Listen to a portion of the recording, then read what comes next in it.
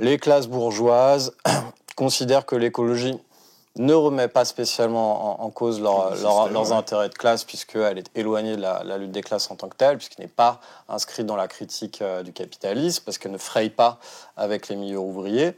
Et donc ça leur permet, en finançant les ONG, de se donner en quelque sorte bonne conscience, de contrôler et de s'accaparer petit à petit le référentiel écologique, qui va être réservé en fait aux classes blanches supérieures. Et les ONG sont aussi des vecteurs de carrière, et des vecteurs des véhicules d'embourgeoisement en tant que tel. Quand on rentre dans une ONG comme Greenpeace, surtout à des fonctions de cadre, des fonctions managériales. Alors moi, j'étais pas membre de l'équipe managériale, mais je voyais bien comment ça se passait au-dessus. En fait, on acquiert des capitaux symboliques, des capitaux relationnels, des capitaux économiques, donc des intérêts sociaux extrêmement situés.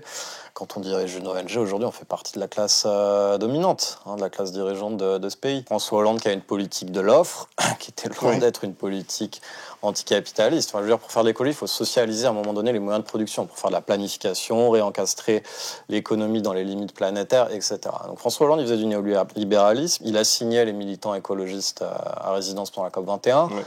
Il est responsable indirectement aussi de la mort de Rémi Fraisse sur la ZAD de Sivins. Hollande, c'était les réformes en plus Touraine contre les retraites, c'était les lois travail d'El Khomri. Il était loin d'être un homme de gauche en fait. Évidemment pas, c'est celui qui a liquidé la gauche et qui a trahi la gauche. Europe et l'écologie Les Verts, il sert d'accélérateur de carrière pour des ambitieux, des écolos traîtres qui n'ont pas le temps pour la lutte des classes, fondamentalement. Marine Tondelier, c'est vraiment le produit pur et parfait de cette écologie du spectacle, qui est aussi une écologie caviar, bourgeoise, une écologie, l'écologie caviar, c'est une bonne expression.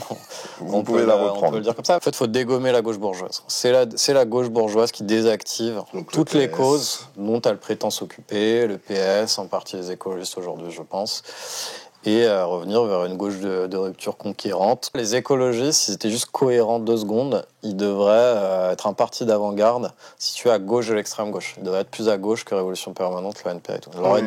Leur ennemi principal, ça devrait être le capitalisme. Et donc là où ils se situent politiquement aujourd'hui, ils sont inutiles, voire nuisibles, à mon avis, à la cause qu'ils prétendent défendre et à la gauche plus généralement.